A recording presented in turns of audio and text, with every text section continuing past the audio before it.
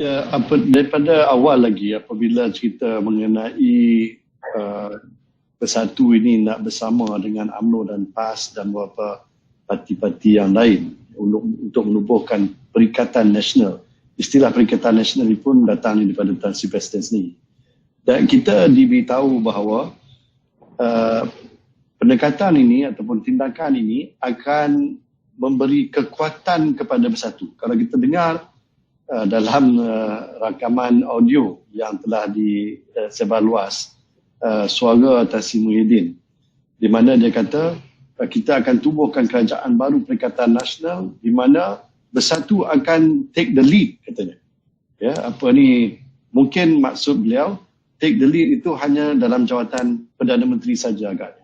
Kerana dalam segala aspek yang lain, saya tak nampak di mana Bersatu itu memainkan peranan yang memimpin Perikatan Nasional. Rata-rata kita lihat, baik di Peringkat Nasional maupun di peringkat negeri, Bersatu ini seolah-olah taking the back seat. Ya. Kita ini seperti macam hidung tak mancung, pipi tersorong-sorong. Kita terpaksa memberi laluan kepada Muafakat Nasional, khususnya UMNO. Lihat saja apa yang berlaku di negeri Johor. Sebelum lagi tumbang kerajaan di Persekutuan, Johor yang berubah dahulu. Dan Bersatu terpaksa menyerahkan jawatan Menteri Besar itu kepada UMNO. Jadi kita lihat bahawa dalam Johor yang mempunyai jumlah adun yang agak ramai, 11 orang kesemuanya, tetapi nampaknya macam UMNO begitu berdominasi. Dahlah ada jawatan Menteri Besar, tetapi dalam jawatan-jawatan yang lain dalam kerajaan, GLC pun nampaknya macam dibedak-bedak sesama mereka. Jadi jelas sekali Bersatu tidak lagi lah diberi satu peranan yang penting di dalam pentadbiran kerajaan. Sampailah ke peringkat ahli majlisnya, MPKK dah nak dibubarkan, nak ditubuh pula JPKK yang mana tentunya akan ada lantikan pengurusi seterusnya dan sebagainya dari kalangan UMNO. Jadi yang Bersatu ini diketepikan. Jadi saya tak lihat bagaimana pendekatan ataupun tindakan yang telah diambil, diputuskan oleh Yang Amat Berhormat Tan Sri Presiden sendiri, yang betul-betul memberi kekuatan, memberi kelebihan kepada parti yang beliau sendiri pimpin. Ya. Ini yang saya rasa risau. Seperti tadi Yang Berhormat Datuk Wira Amiruddin ada sentuh mengenai apa pula kedudukan Bersatu dalam pilihan raya umum ke-15 nanti. Kerana jelas daripada kenyataan-kenyataan yang telah dibuat oleh beberapa pemimpin UMNO khususnya, Perikatan Nasional ini satu kerjasama politik yang bersifat sementara. Ada yang menyatakan bahawa MOU yang baru-baru ini ditandatangani adalah bertujuan semata-mata untuk mengukuhkan kedudukan Tan Sri Presiden, Tan Sri Muhyiddin sebagai Perdana Menteri di dalam Dewan Rakyat. Sekadar itu sahaja. Jadi bukannya satu manifestasi kerjasama politik yang betul-betul erat, yang termaktub dalam bentuk satu perjanjian yang lebih konkret dan bukannya satu perjanjian persefahaman, ya, yang berpanjangan penguatkuasaannya sampailah melepasi PRU15. Kenyataan-kenyataan yang telah dibuat oleh beberapa pemimpin UMNO itu sendiri, jelas kita mendengar mereka menyatakan bahawa kerjasama yang ada pada hari ini adalah bersifat sementara sampai saja PRU15 nanti. Masing-masing pandai-pandailah bawa diri. Yang ada dalam bentuk piagam ialah perjanjian antara UMNO dan PAS melalui Muafakat Nasional dan juga melalui Barisan Nasional UMNO bersama dengan MCA. Jadi ke mana sebenarnya Bersatu? Dan Datuk Amir tadi sebut dengan begitu jelas sekali bahawa kita ni Bersatu ditubuhkan sebagai sebuah parti peribumi. Kita memang bahasa awal penubuhan untuk mengganti UMNO sebagai tonggak orang Melayu. Jadi kita memang bertanding 52 kursi dalam PRU 14 yang lepas dalam kawasan-kawasan Melayu Islam, di luar bandar khususnya. Maka kita bertembung secara langsung dengan UMNO, dengan PAS. Dan daripada 52 kursi itu kita menang 13. Mungkin boleh dianggap 13 ni satu jumlah yang kecil, tetapi agak not bad lah bagi sebuah parti yang baru berusia 2 tahun.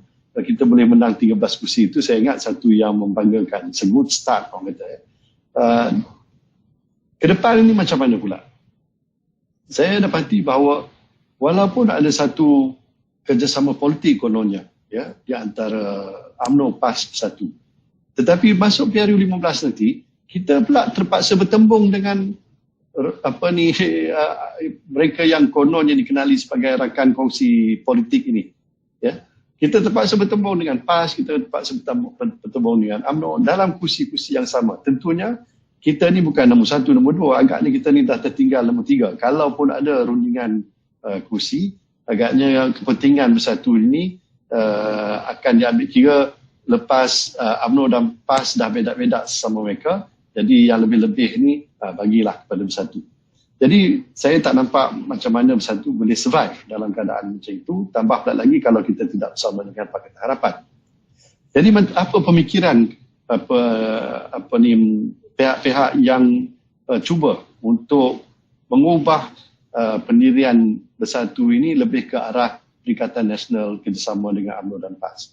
Mereka menyatakan bahawa tak usah bimbang, bersatu ini masih lagi boleh survive kerana kita akan mengambil alih kursi-kursi yang ditandingi oleh Parti Keadilan Rakyat, oleh DAP.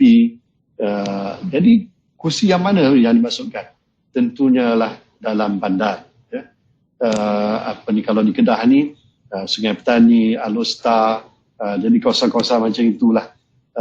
Dan bukannya macam yang tempat saya Jerlon, Langkawi, Kebun Pasu, di kawasan-kawasan itu, walaupun ada campuran, tapi majoritinya masih ramai lagi yang orang Melayu. Jadi kalau itu maksudnya, bayangkanlah macam mana sebuah parti Melayu macam kita ini nak memenangi dalam pilihan raya di kawasan-kawasan campuran. Bagaimana kita nak buat? Jadi saya letak perkara itu tepi sekejap dan kita lihat pula dikatakan bahawa ahli Parlimen Bersatu ketika ini yang telah diisytiharkan di dalam Dewan Rakyat baru-baru ini berjumlah 36 orang. 36. Kita menang hari itu 13 dalam PRU 14 itu. Seorang meninggal dan kita kalah pula di Tanjung Piai, maka tinggal 12. Kemudian campur pula lagi 14 daripada golongan yang saudara Hafiz sebut tadi, muhajirin yang datang ni daripada UMNO masuk pada satu. Kemudian ada pula sekumpulan daripada Datuk Seri Azmin Ali bersama dengan 10 orang. Jadi 10 saya ingat semuanya. Jadi inilah yang menjadikan jumlah itu 36. Jadi kalau kita lihat begitu, saya tertanya-tanya pula bila masanya pula Datuk Seri Azmin dan rakan-rakan yang bekas Parti Keadilan Rakyat ini menyertai bersatu secara rasmi. Adakah mereka sudah mengisi borang? Adakah permohonan keahlian mereka itu telah diterima secara rasmi oleh bersatu? Apa nombor keahlian mereka? Semua ini. Jadi yang mana yang bukan Melayu itu, adakah mereka diiktiraf sebagai ahli bersekutu?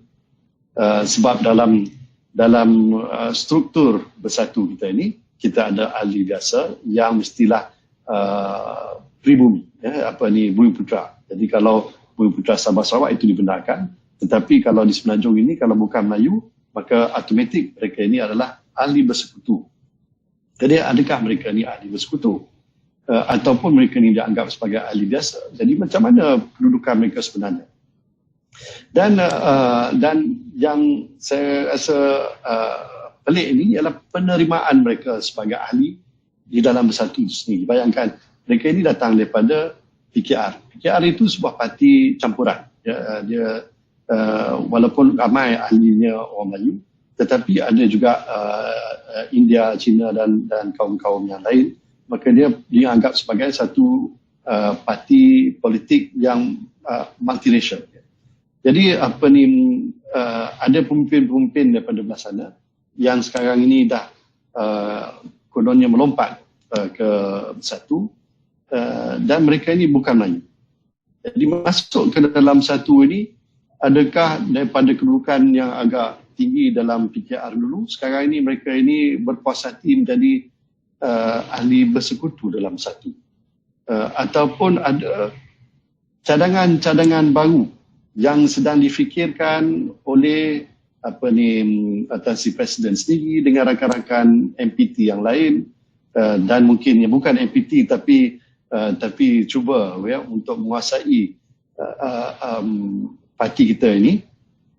Adakah cadangan satu yang saya dengar untuk menubuhkan satu sayap baru?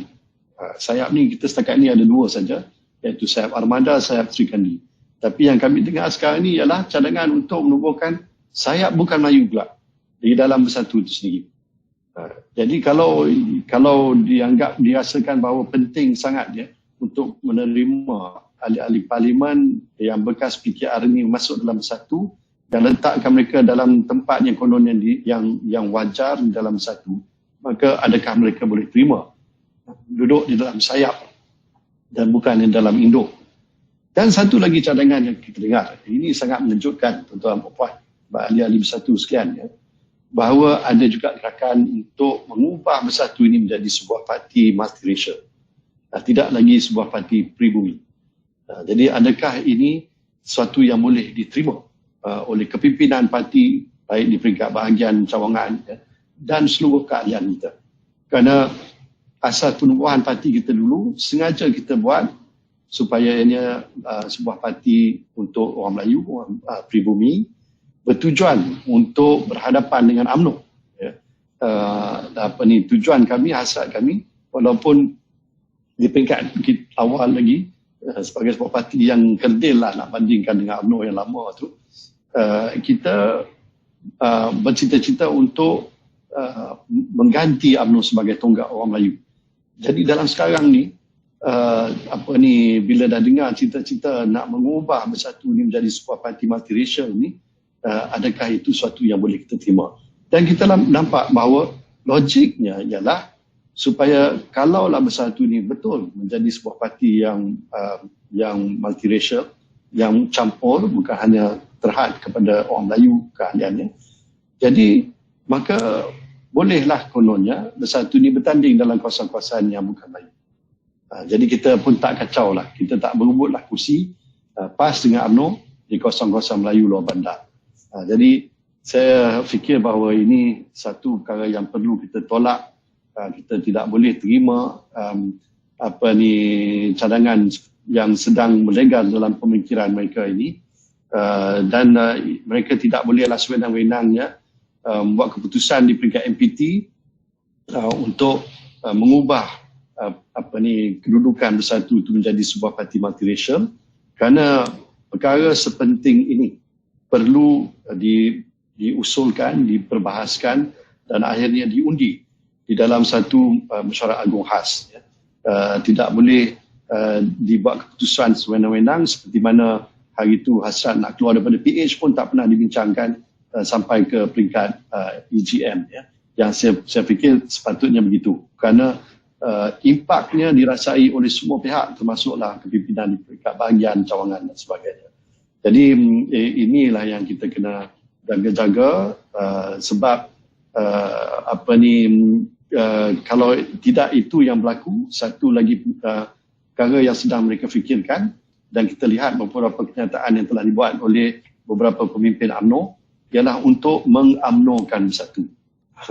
Mengamnokan Bersatu ni antara lain bermaksud menawarkan jawatan mungkin kepada Tan Sri Presiden di dalam UMNO. Tetapi ada seorang ketua bahagian UMNO menyatakan setakat Tan Sri Presiden cukuplah, yang lain-lain ni satu kalau nak disiapkan di dalam UMNO, janganlah nak belagak nak menuntut kursi untuk bertanding dalam pilihan raya dan sebagainya. You pergi belakang queue, ramai lagi orang tengah batur untuk dapat peluang untuk menjadi calon pilihan raya. Jadi kalau Bersatu ni diserap di bawah UMNO, maka go at the back of the line. Jadi ini satu perkara yang kita juga tak boleh terima.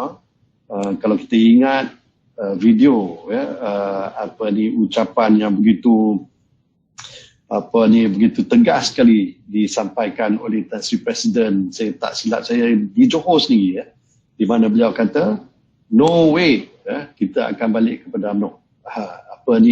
Kita tak akan pertimbangkan perkara itu langsung. Jangan mimpilah yang Bersatu ni akan mengalah kepada UMNO. Tapi sekarang apa sudah jadi. Jadi inilah yang merisaukan saya, dan saya harap kita kuatkan semangat kita untuk selamatkan parti yang kita sayangi, insyaAllah.